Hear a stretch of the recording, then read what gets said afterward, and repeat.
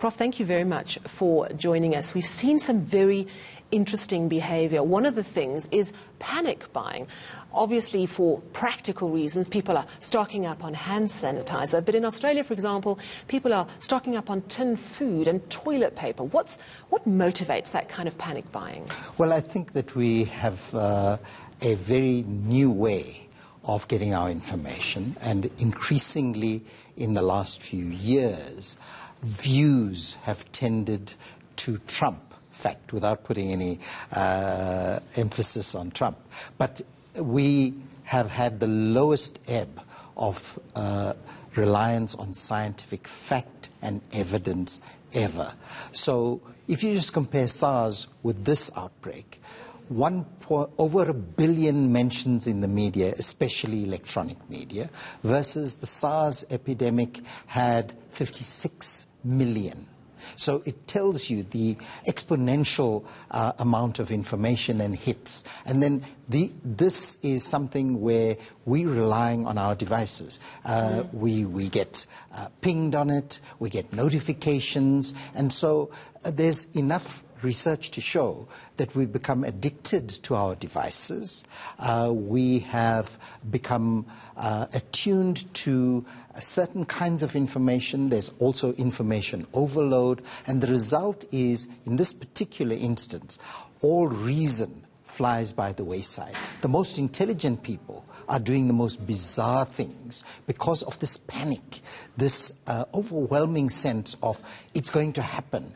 And the reality is it's not going to affect you if you take those basic hygiene and other precautions. Why does a sensible message like that get drowned out by the more emotional, panicky, fear-based? Is that a primitive response for us as human beings, that we respond to fear? We are hardwired to look for frightening situations to try and avoid them. Well, it goes back to some kind of a primal earthy response, but it's fed by our devices. It's fed by the Internet of Things, where we've become so reliant, we've become almost captive to that. And so if something does its rounds, we tend to believe it. How often have we received posts that we unthinkingly forward, and as a result spread panic on the issues? So we're not in the age of reason. Also, institutions have tended to lose credibility. In countries like ours and in other places where there's other issues causing conflict about certainty and your own security in the country, and belief and reliance on authority figures, when that is low, we tend to look elsewhere for that information. It's quite interesting how a very primitive fear response, which is very deep ingrained, is actually being worsened by one of the most modern pieces of technology. The other very worrying reaction is that we tend to default to pointing a finger of blame, which I would imagine is also fear-based, but the sort of xenophobic reactions, people saying, oh, don't bring the virus here, irrational again. Very, very, because we stop eating Chinese food, for instance, that kind of thing. And there's research being done, and the research is tending to show addictive behaviors, inability to discern what is reliable, what isn't, when on that very net you can actually have fact-checking.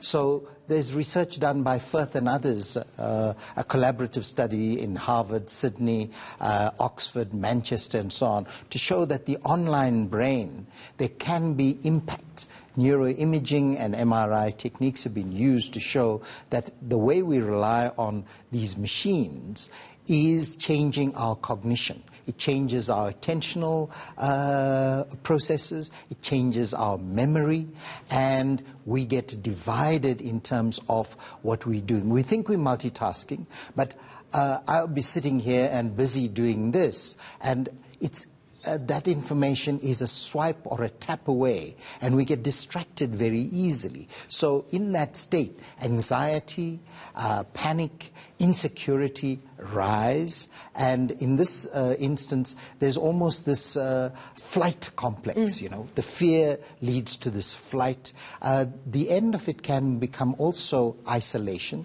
depression, because you don't know what to do. And those are concerns that we need to work through and realize that the facts are there. Science is telling us what is the reality. So it's also very important to monitor how we consume this information on social media. The other thing that I've seen, though, is that we also revert to humour. I think that's almost a coping mechanism, but the memes that are going around, some of them are very funny and they make us have a bit of a laugh. Is that a good sort of pressure valve? Now, I think that is excellent. I think the people who come up at the times of when we're at our lowest or at our most tragic, and they come up with something that can lift our spirits, very important. And the reality is, this year, more deaths from influenza than from COVID-19.